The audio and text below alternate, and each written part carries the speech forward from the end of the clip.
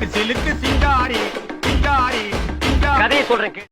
வணக்க மக்களே, மீண்டும் உங்களை சந்திப்பதில் பெரும் மகிழ்ச்சி.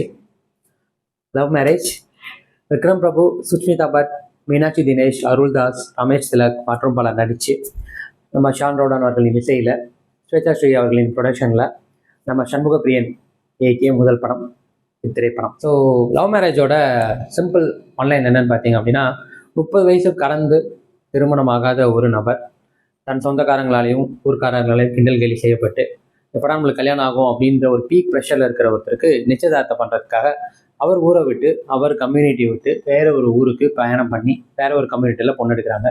ஸோ அந்த நிச்சயதார்த்தம் நடந்து முடிஞ்சு அவங்க திரும்ப போகும்போது முதல்ல பேருந்து பிரச்சனை பண்ணது, அதுக்கப்புறம் கோவிட் பிரச்சனை பண்ணது. ஸோ அவங்களால திரும்பி போக முடியாத சூழ்நிலையில் அந்த வீட்டில் தங்குற மாதிரி இருக்குது. அங்கே தான் ஒரு ட்விஸ்ட்டு, இவங்களுக்கு நிச்சயம் பண்ண பெண்ணு காணாமல் போயிடுறாங்க. ஸோ அதுக்கப்புறம் இந்த குடும்பம், இந்த மாப்பிள்ளை, இவரோட பார்வையில் இப்படி மாறுது, அவங்களோட வாழ்க்கையில் என்ன சேஞ்சஸ் நடக்குது, கடைசியில் இவருக்கு நிச்சயம் பண்ண பெண்ணுக்கு என்ன நடந்தது, இவருக்கு திருமணம் ஆச்சா இல்லையா அப்படின்றத ஒரு ஃபன் என்டர்டெய்னராக கொடுக்க ட்ரை பண்ணியிருக்காங்க. ஸோ அது ஒர்க் அவுட் ஆயிருக்கா இல்லையான்றது தான் நம்ம பார்க்கணும். ஸோ எனக்கு இந்த படத்தில் என்ன பிடிச்சிருந்ததுன்னா, முதல்ல இந்த படம் மதுரையில் ஆரம்பித்து கோபிச்செட்டிப்பாளையம் போவாங்க. ஸோ படம் முழுக்கவே அந்த சரௌண்டிங்கில் தான் நடக்கும். ஸோ அந்த சினிமாட்டோகிராஃபி, அந்த ஊரை காட்டுறப்பவே நம்மளுக்குள்ள ஒரு ஃப்ரெஷ் ஃபீல் வந்துடும். நம்ம தேட்டரில் சில்லுன்னு படம் பார்க்குறது எந்த அளவுக்கு ஃபீல் இருக்குமோ அந்த படம் இன்னும் கொஞ்சம் அதிகப்படுத்தும். ஸோ ஒரு மாதிரி ஃப்ரெஷ்ஷாக, எனர்ஜெட்டிக்காக, ரொம்ப ஜாலியாக அப்படின்ற ஒரு மூடை செட் பண்ணிவிடும் அந்த சினிமாட்டோகிராஃபி, அந்த விஷுவல் அதை ஏற்படுத்தியிருக்கு. ஸோ முதல்ல எனக்கு இந்த சினிமாட்டோகிராஃபி நல்லா இருந்தது.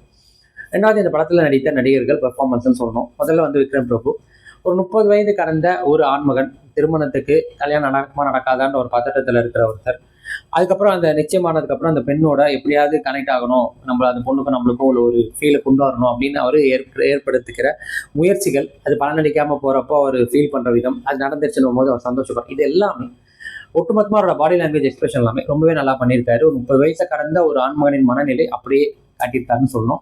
ரெண்டாவது, இங்கே நிறைய கேரக்டர்ஸ், அருள்தாஸ், விக்ரம் பிரபுவோட அப்பா வரவங்க, தென் ரமேஷ் திலக் கூட அசிஸ்டண்டாக வரவர், இந்த மாதிரி. அது இல்லாமல் நம்ம பொண்ணு வீட்டு சைடில் தாய்மாமனாக வரவர், அந்த கேரக்டருக்குரிய என்ன பண்ணணுமோ அது ரொம்ப தெளிவாக பண்ணியிருப்பாங்க.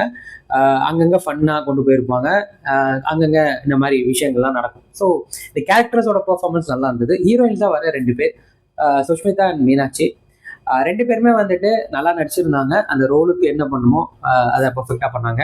கேமியோவில் நம்ம ரியோ வேறு பண்ணியிருப்பாரு 2 சீனு, அதுவுமே அவருக்கு என்ன பண்ணணும் அதெல்லாம் பண்ணியிருக்கோம். ஸோ கேரக்டர் வைஸ் எல்லாமே நல்லா இருந்தது.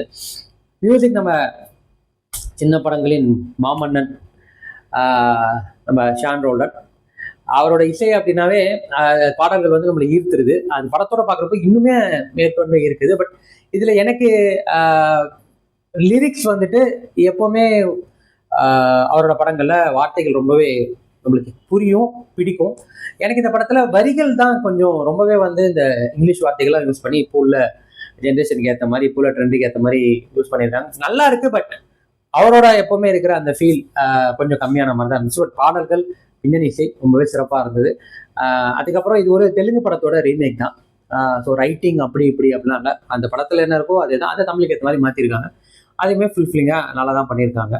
ஸோ ஓவராலாக இந்த படத்தில் எனக்கு இன்னும் பெட்டராக பண்ணியிருக்கலான்றது எனக்கு தெரிஞ்சு அந்த 2 ஹீரோயின்ஸோட நடிப்பு இன்னும் கொஞ்சம் பெட்டராக பண்ணியிருக்கலாம். அவங்க கொஞ்சம் பெருசாக ஒட்டலை படத்தோட அப்படின்ற ஒரு ஃபீல் இருந்தது. மோரோவர் சுஷ்மிதாவை தாண்டி மீனாட்சி அந்த தங்கச்சி ரோல் வரும்போது துருன்னு இருப்பாங்க. பட் அதுக்கு அடுத்த ஸ்டேஜ் செகண்ட் ஹாஃப்லலாம் அவங்க நடந்துக்கிறதுலாம் ரொம்ப ஒரு மாதிரி ஒட்டுதல் இல்லாத ஒரு ஃபீல் இருந்தது. ரெண்டாவது, நான் சொன்ன மாதிரி பாடல்களில் வரிகள் இன்னும் கொஞ்சம் இந்த ட்ரெண்டுக்கு ஏற்ற மாதிரி இல்லாமல் எப்போவுமே அவரோட ஷான் அவரோட படத்தில் வர மாதிரி கொஞ்சம் பண்ணியிருக்கலாம்.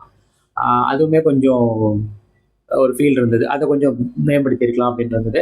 ரெண்டாவது, இது ஒரு ஃபன் ஃபேமிலி என்டர்டெய்னர் அப்படின்ற ஒரு பாட்குள்ளெல்லாம் போகாமல் ஒரு டைம் பாஸ் என்டர்டெய்னர் அப்படின்ற ஒரு ஃபீல்லே நின்றுடுச்சு. அதுக்கெடுத்த மெனக்கெடுதல், அதாவது இதை இந்த படத்தை தெலுங்குலேருந்து ரீமேக் பண்ணாலும் தமிழ் படத்துக்கு ஏற்ற மாதிரி இன்னும் கொஞ்சம் ஃபன்ல ஆட் பண்ணியிருக்கலாம், இன்னும் கொஞ்சம் எமோஷன்ஸ் ட்ரை பண்ணியிருக்கலாம், சின்ன சின்ன விஷயங்கள் ஏதாவது மாற்றிருக்கலாம்.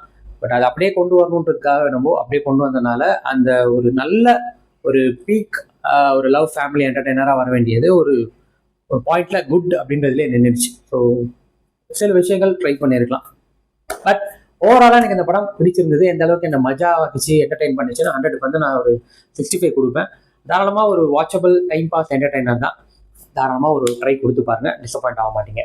அவ்வளோதான் மக்களே, மீண்டும் அடுத்த வாரம் வேற ஒரு திரைப்படம், வேற ஒரு முன்னோட்டம், வேற ஒரு விமர்சனம் தரும் உங்களுக்கு சந்திக்கிறேன்.